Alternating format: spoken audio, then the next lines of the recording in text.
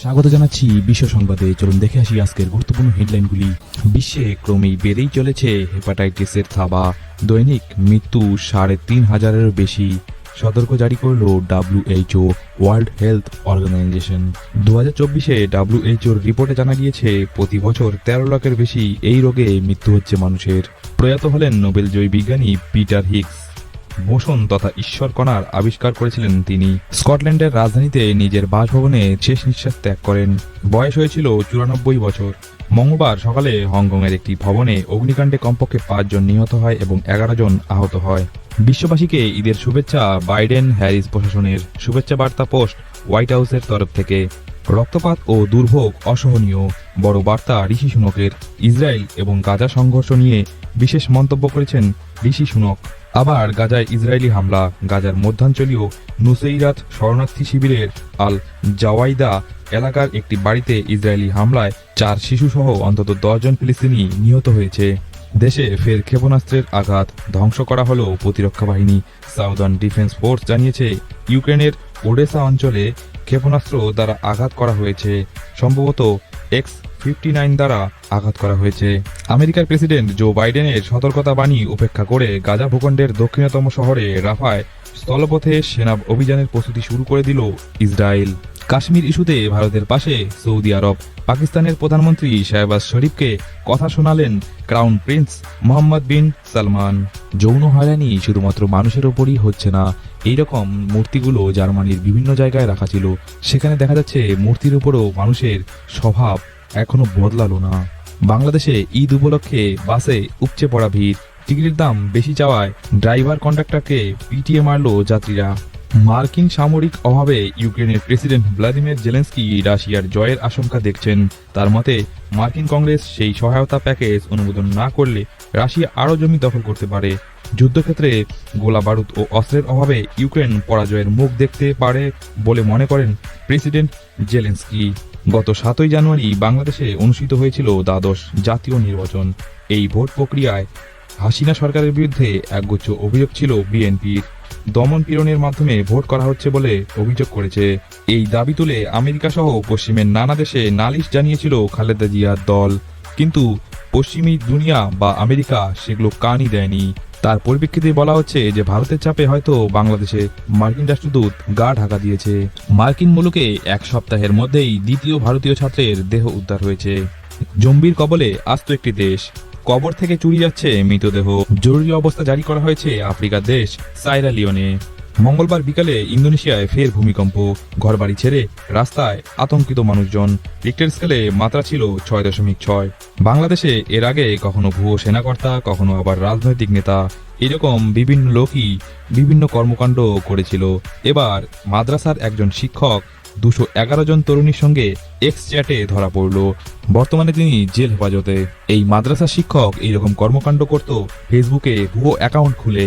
UEFA champions লিগের quarter final ম্যাচে হামলার হুমকি দিয়েছে ISIS। ভয়ঙ্কর মর্মান্তিক ঘটনা ঘটে গেল আমেরিকায়। বিরক্ত করায় নিজের মাকেই হত্যা করল মেধাবী মেডিকেল ছাত্র। ঘটনাটি ঘটেছে আমেরিকায়। চীন সফরে রাশিয়ার বিদেশমন্ত্রী সার্গেই লাভরভ। বেজিংয়ে তিনি বৈঠক করেন চীনা বিদেশমন্ত্রী ওয়াং ইর সাথে।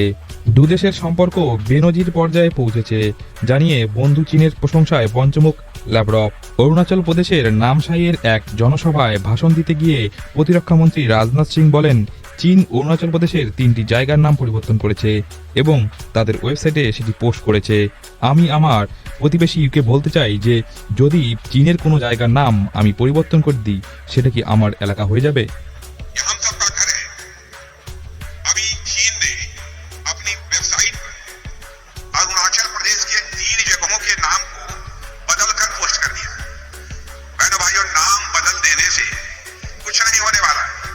पड़ोसी को बताना चाहता हूं, कल के भी कुछ प्रांतों के, कुछ स्टेट के हम नाम बदल दें तो क्या नाम बदल देने से स्टेट हमारे हो जाएंगे?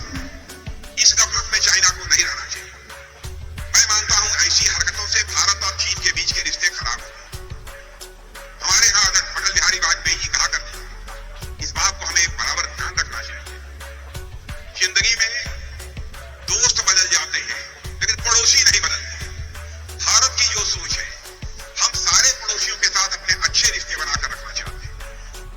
উৎসবের আমেজে পূর্ণ গ্রাস সূর্যগ্রহণ দেখল উত্তর আমেরিকার 3 দেশ, আমেরিকা, মেক্সিকো ও কানাডা। ইসরায়েলে কারাবন্দী প্যালেস্তানি লেখক ওয়ালিদ দাক্কার মৃত্যু ঘটল ক্যান্সারে আক্রান্তের কারণে। প্রায় 6 মাস ধরে অবরুদ্ধ ছিল ফিলিস্তিনির গাজা উপত্যকা। তবে নেতানিয়াহুর প্রশাসনের ইসরায়েলি সেনা প্রত্যাহার করে নেওয়ার কারণে সেই দেশটির জনগণ আবার ঘরে ফিরছে। মূলত পাকিস্তানে ভারতের মোস্ট ওয়ান্টেড সন্ত্রাসবাদীদের ক্রমাগত নিকেশ করা হচ্ছে, যার কারণে পাকিস্তান বিব্রত। সবথেকে উল্লেখযোগ্য বিষয় হলো, সম্প্রতি পাকিস্তান অভিযোগ করেছে যে তার দেশে টার্গেট কিলিং এর পেছনে ভারতের হাত রয়েছে। হামাস উৎখাতে ফের চলবে রাফায় হামলা। কায়রোতে যুদ্ধবিরতি আলোচনার মাঝেই ঘোষণা করলেন নেতানিয়াহু। বান্দারবানে সমন্বিত অভিযান শুরু।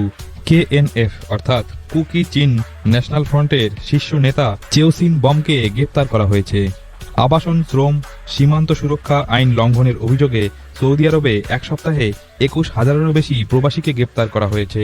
মার্কিন যুক্তরাষ্ট্রে 2 মুসলিম নারীকে হিজাব খুলতে বাধ্য করার অভিযোগে দায়ের হওয়া মামলায় নিউ ইয়র্কের পুলিশকে $17 মিলিয়ন জরিমানা করেছে সেই দেশের একটি আদালত।